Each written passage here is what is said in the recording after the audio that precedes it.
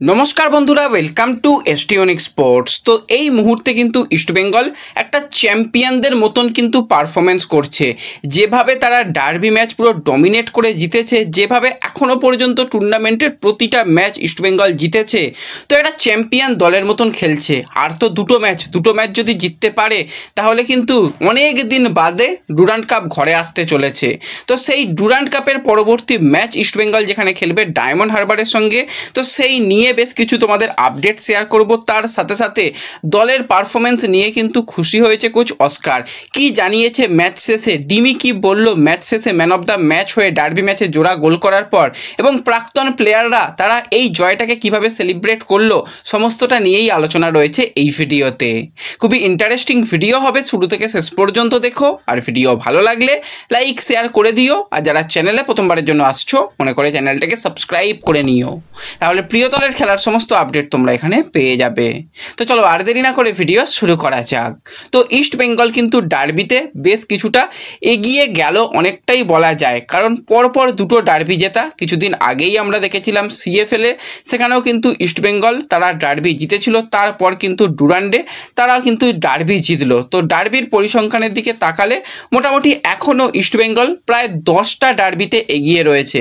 হ্যাঁ, অবশ্যই মোহনবাগান পরপর অনেকগুলো ডার্বি ম্যাচ জিতেছিল, কিন্তু এবার আবারও ইস্টবেঙ্গল সব মহিমায় ফিরে এসেছে সেটা বলাই যায়।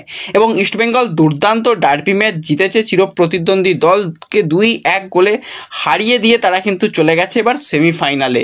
সেমিফাইনাল কিন্তু রয়েছে 20 তারিখ, হাতে সময় খুব কম। তার মানে বুঝতেই পারছো 17 তারিখে খেলা হয়েছে, আজকে 18, কালকে 19, মাঝখানে দুটো দিন। 20 তারিখে আবারও ইস্টবেঙ্গলকে কিন্তু খেলতে হবে, ওয়াইবিকে স্টেডিয়ামে মুখোমুখি হবে ডায়মন্ড হারবারের সঙ্গে। ডায়মন্ড হারবার আবার ট্রাভেল করে জামশেদপুরে খেলতে গেছে, তারা আজকে কলকাতায় আসবে, তারা কিন্তু আরও কম সময় পাচ্ছে।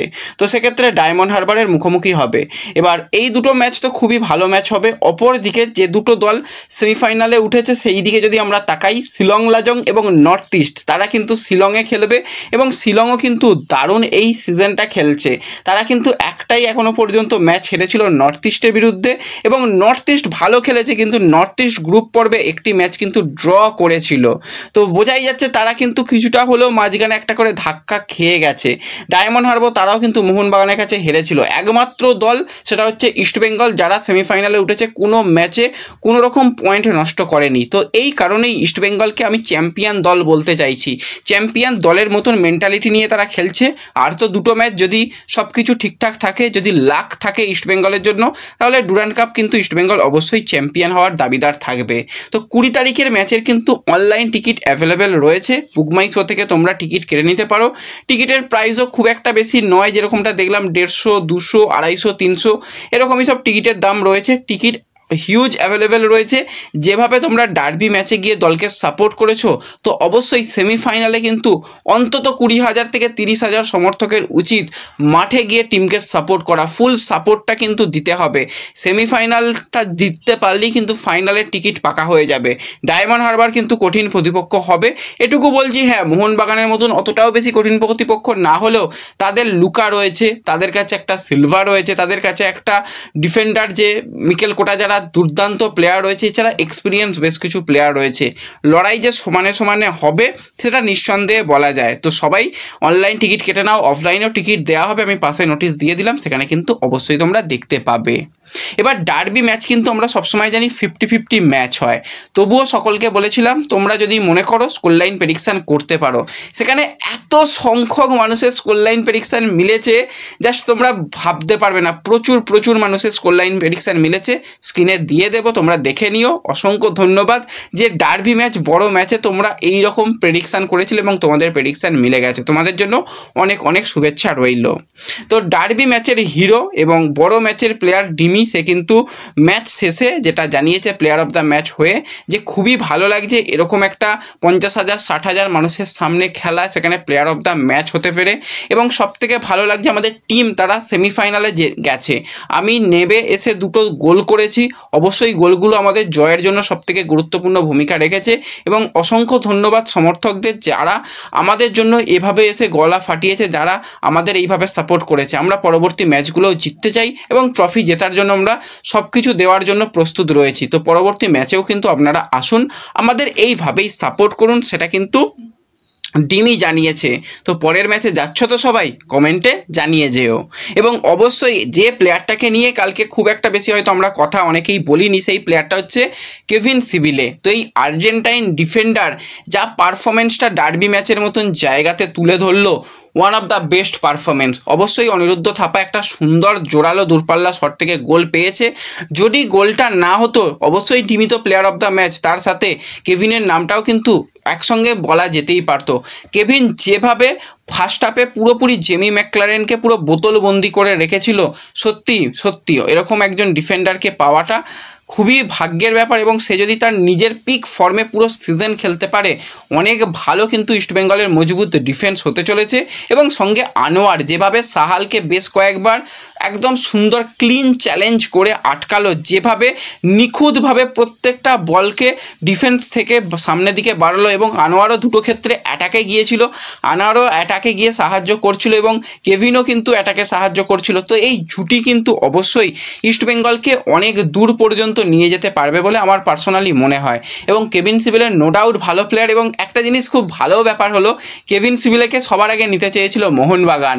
তো সেই মোহনবাগানের বিরুদ্ধেই কেভিন সিবিলের চিরপ্রতিদ্বন্দ্বী দল ইস্টবেঙ্গলের হয়ে যা পারফরমেন্সটা তুলে ধরলো, অনেক মোহনবাগান সমর্থক ভাববে যে এই প্লেয়ারটাকে আমরা পেলাম না, এই প্লেয়ারটাকে যদি আমরা নিতাম তাহলে হয়তো আরও ভালো মোহনবাগান শক্তিশালী হতো।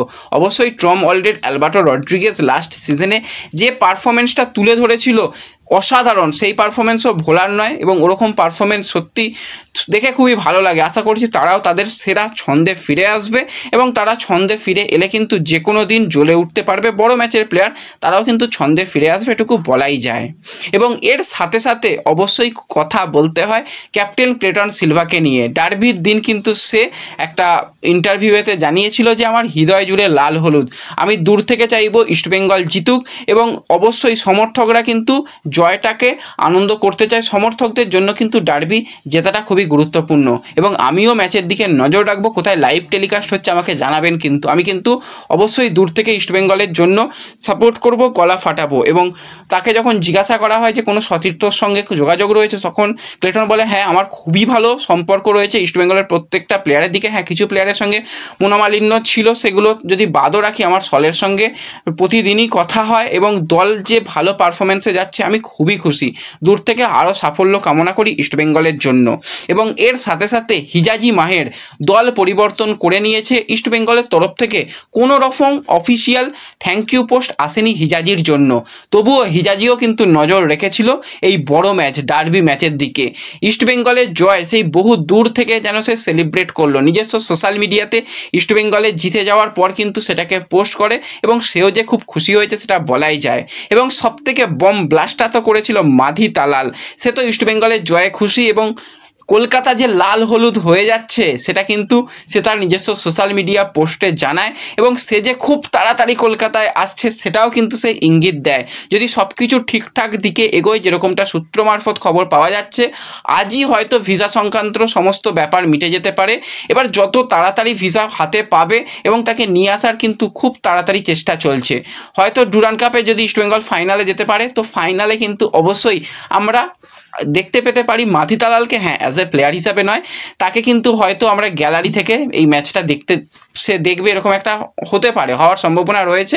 দেখা যাক, পুরোপুরি ভিসা সংক্রান্ত সমস্যা মিটিয়ে সে আসুক, এলে তোমাদের অবশ্যই জানিয়ে দেব। তো এর সাথে সাথে ডিমিকে নিয়েও কোচ যেটা জানায়, ডিমি সেরা ভার্সান কিন্তু এই সিজনে ইস্টবেঙ্গল দেখতে চলেছে, এবং ডিমি সেরা ছন্দে খেলবে। প্রত্যেকটা প্লেয়ারকে নিয়ে আমরা একটা দল তৈরি করতে চলেছি, যেই দল কিন্তু যে কোনো মুহূর্তে জ্বলে উঠতে পারে। তো খুবই ভালো লাগছে, ডিমিও যে ছন্দে ফিরছে, বড় ম্যাচে জোড়া গোল করেছে, খুবই ভালো একটা অনুভূতি। তোমাদের কীরকম অনুভূতি অবশ্যই কমেন্টে জানিও। আর ভিডিও ভালো লাগলে লাইক শেয়ার করে দিও, চ্যানেলে প্রথমবারের জন্য এলে সাবস্ক্রাইব করে নিও, এবং ভিডিও সকলের সঙ্গে শেয়ার করে দিও। দেখা হবে পরবর্তী ভিডিওতে, ধন্যবাদ।